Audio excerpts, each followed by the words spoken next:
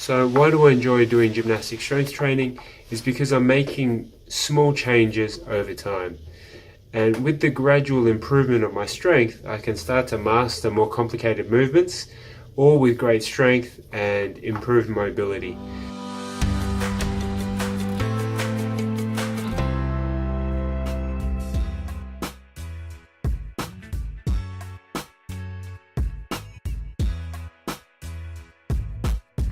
In this example, which was filmed almost 4 weeks ago now, I've improved from the footage that I'm showing you. So with the repeated efforts over time, my body changes, it adapts.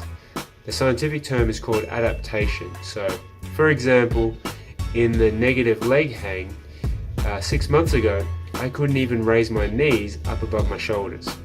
Just my knees.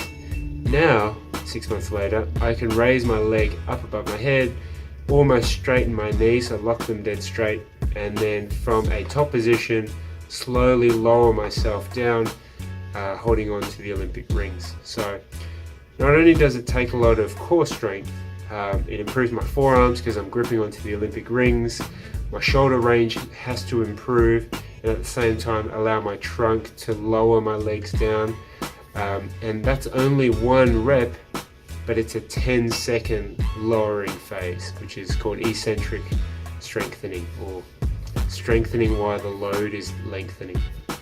So in short, making this simple, I really enjoy gymnastic strength training because it's small changes over time, and my long-term goal here is, in order to build enough strength in the body to be able to hold a 30-second handstand, and that's just a personal goal of mine. And once I've achieved that, I'll move to the next goal and keep progressing my athletic strength and mobility.